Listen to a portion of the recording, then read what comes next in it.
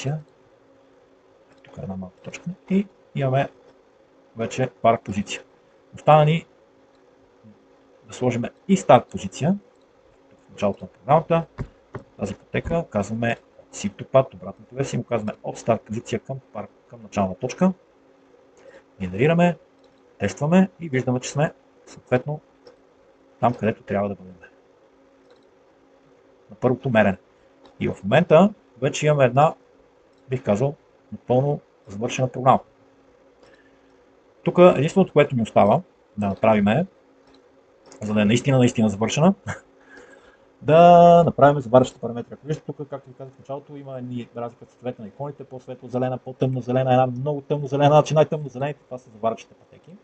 Ние преди всяка заварваща пътека искаме да поставим съответно по един, т.е. да приложим заварващата технология, в смисъл съответния заварвачен лист. За съжаление не може да ги направим на всичките едновременно, но ето тук на първата ще кажем, че искаме да сложим КТ5. Само да видим на този въпросния КТ5 какво отговаря. Така, значи това е къса дъга, при този материал ще му сложим пулс, ще му кажем, че линейната скорост на движение ще е 30 см в минута, ще му сложим една минимална осцилация от 3 мм с амплитуда от 2 Hz и ще му кажем, че тълкодаването ще му бъде 10,5. Това ще е на линейния шеф, като ще изострим малко дъгата, за да дигнем волтажа, да има по-дълбок провар. Ще изострим дъгата и ще направим около минус 5, минус 7 много. И да видим сега какво случва с другите параметри надолу. Така.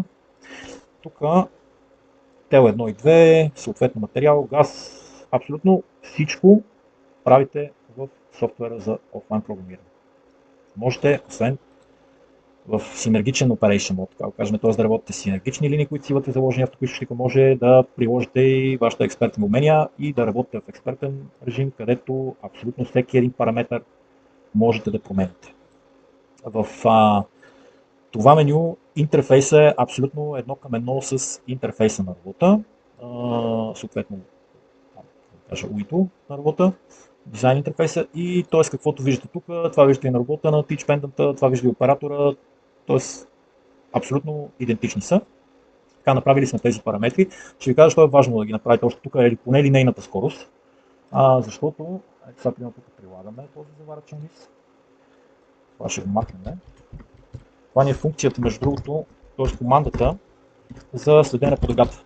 С тази команда активираме, ето примерно тук искам да направя следното нещо, в момента в който премери с лазера, определи къде е началната точка на заварката, отива, почва да заварява и някъде след около 10-15 мм, откакто е почнал да заварява, активира сензора, т.е. той го активира още в началото, но реално, за да е сметнал индукцията в шева, му трябва време за реакция около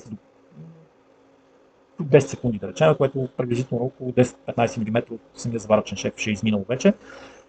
Тези два параметъра ни казват, че сензитивността по X и по Y ще бъдат с 5 единици, което ще рече, че по-малко, по-дълго време за реакция всъщност, защото може да имате примерно някакви прихватки на места. Идеята е не при всяка прихватка да се отклонява от траекторията на заваряване, ами ако може тия по-малките прихватки буквално да ги прескача и да продължава напред. Вече ако много се отклони и почне детайл да се деформира, да се изкривява и така нататък от прекалено голямата вложена енергия и топлина в материала, това вече почва да го следи. Разбира се, и тогава не е. Ако се деформира примерно на 10 см с 2 см, няма да го фане, но ако има някакви по-малки отклонения, ще държи стабилно точно в средата на заварващата геометрия. Така, прилагаме на този заварачен шеф съответно тези заварачни параметри и правим абсолютно същото за всеки един надолу по веригата. Тук има една особеност, която често, между другото, я прилагаме като практика. Ето, примерно, изпълняваме тук. Тук се движиме с една скорост, обаче тук зависимо от този радиус колко ни е голям, по някакъв път се получава прекалено голямо ускорение и това при много от роботите дава грешка. В случая имаме следната опция, сега ще покажа, тук има един вариант, в който може да се вижда реално в синьо са нещата, които вкарваме в кода. Тоест това вече е генерирания машинен код за робота. Сега виждаме, че тук имаме заварачен лист, който ни е 5. Тук обаче, т.е. той катет 5 ние със скорост, примерно линейно движение, да кажем 30 см в минута. Тук обаче искаме, за да не се получава натрупване от една страна и от друга страна да не е прекалено бързо завъртането на горелката, за няма прекалено хиперускорение, нали, което да ни даде грешка и да забие по средата на заваряването. Ето тук буквално при този сегмент, както виждате, тук има едни икони с линейка и с арка. Това ви показва каква е заварващата геометрия, която ще изпълни. Тоест, дали имате линейно заваряване, дали имате арка или дали имате съркъл. В случая ние нямаме кръг, имаме само арка. Буквално на арката слагам друг или подобен на този лист. Само видим този катет, даже катет 4 ще го вземе така. На него, ако на предния лист сме били с скорост 30, тук ще намалим на 25. Обаче, понеже тълподаването ни е било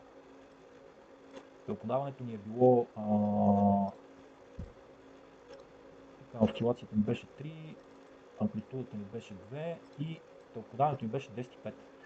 Значи намаляваме скоростта, но ще трябва драстично да намалим и тълпта. Което ще рече от 10,5 трябва да отидем поне на 7, за да не сдържим и там много да налеем материал. 7,5.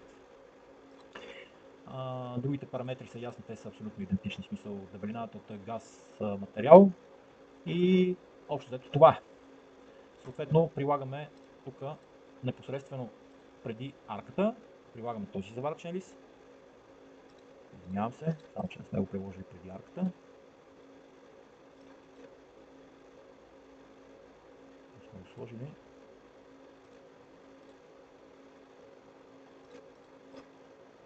Трябва да го сложим тук. Така. Преди арката, т.е. след това трябва да сложим пак първия. Върх.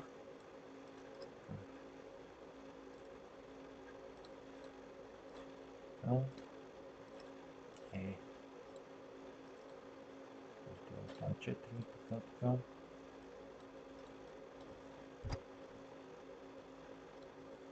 След това, тук да върнем пак на първия. 4 арка, после имаме 5, така.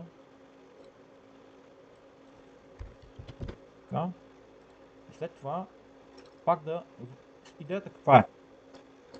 Тук стартираме с едни заваръчни параметри, движи се робота, ето тук, които ги е прочел ето тук в началото. След това идва до този сегмент тук, изпълнява го с други заваръчни параметри, в случая тези, които ви казах, по-ниска скорост от една страна, но драстично намаляване на от друга. След което връщаме пак на същите, тъй като тук имаме линейен шеф. Стигаме до тази част, тук пак сменяме заради арката.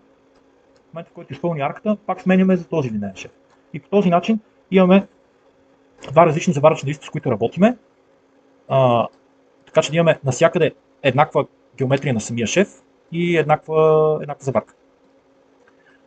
И съответно да напрегорим материал. И така, след като вече сме си направили, както казах, всичките пътища, измервания, приложили сме заваръчните листове, правим една абсолютно пълна симулация на нашата програма от начало до край. Защото ако не сме направили симулация от начало до край и не е проверило за грешки, няма да ни даде да генерираме кода за робота впоследствие. Този процес, разбира се, можем да го малко да го ускорим. Ето тук. Да покажем на това нещо 7. Да покажем use. Можем, ако искаме да си направим малко по-красиво, включим Trace опцията и видим вече съответно и заваръчния шеф. Ще искаме тук да бъде някакъв по-близък до реалността. Така. Заваряваме го тук, отиваме на другото. Премерва.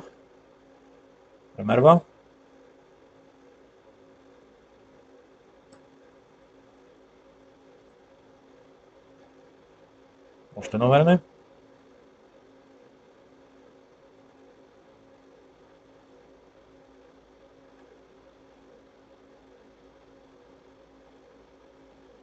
И остана още един последен.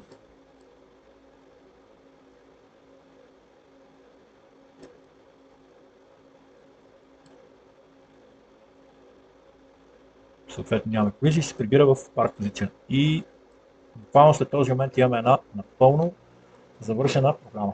Сега, по принцип, когато тръгнете да генерирате програмата, че от тук за машинния вече код за робота, тя ви дава някакъв такъв секвенс, смисъл последователност на точките, като почва от първата до последната, от едно до там, до където стигне последователно. Обаче, когато има такива точки на търсене, за да може оператора или дори програмиста, който го прави, да има лесна ориентация в програмата, когато се наложи да се правят евентуално някакви корекции по нея, имаме едно такова написано право, където разделяме на отделни групи точките за изпълнение и точките за търсене. Обикновено точките за търсене ги слагаме в диапазона от точка 5000 от точка 6000, като им даваме една стъпка, тъй като всяко едно търсене генерира със себе си още 5 точки. И съответно ставаме една стъпка, която е от примерно диапазона от 5000 до 5.5, след това другата почва от 5.5 до 5.10. Тоест винаги началната точка на търсене е 5000, 5005, 5010, 5015, 5020 и така нататък до 6000. Едва ли някой има програма с 60 търсения, поне аз не съм виждал такава, но напълно е достатъчен диапазона от точка 5000 до точка 6000, който да направи всички необходими търсения, които трябва да са на програма. Така, за да може обаче това да е отчетливо и за да не са последователни, тук примерно търсене да ви е 48, другото да ви е 62, затова правим следното нещо. Ето има един много приятен инструмент в програмата. Като селектираме всички пътеки, в началото и кажем, че искаме да преномерираме пътеките. Ето тук този tool ни казва, че всичките search патове ще почнат от точка 5000 и с офсет на точките 5. Както видите, всички точки в момента нямат номерация, всички са минус 1, минус 1, минус 1, минус 1. В момента, в който му кажем Renumerate Paths, абсолютно всички стават в тази последователност, която ние пожелахме, както ви казах. И сега какво случва? Това вече е абсолютно финалната стъпка. Трябва само да дадем Generate, като генерираме, реално тя е една програма, но имаме три различни файла. След като генерираме, ето тук ще имаме си една директория, където е код. Ще кажем, че това е примерно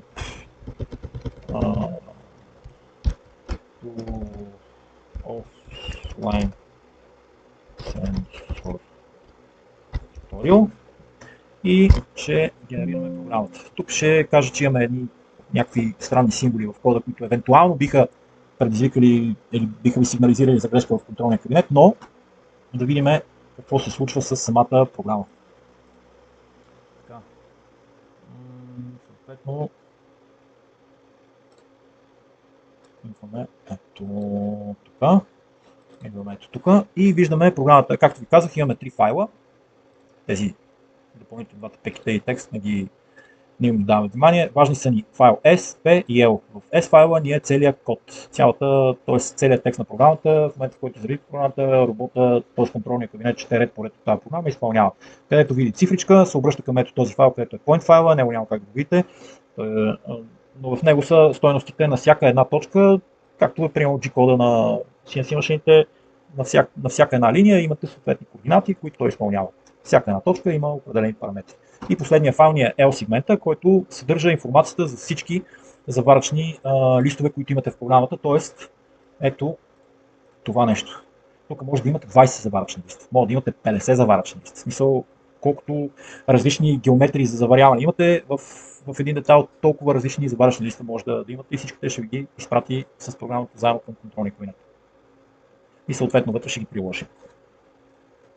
И тези три файла, дали ще е през USB stick или по мрежата, отиват в робота, зареждате програмата и директно екзекютвате. Общо взето, това е. Малко по-дълго стана видеото, направо ще стана цял час. Но, да, надявам се да ви е било полезно. В следващото видео ще направим също такова и с онлайн лазерния сензор. Като там е дори още по-лесно от тук.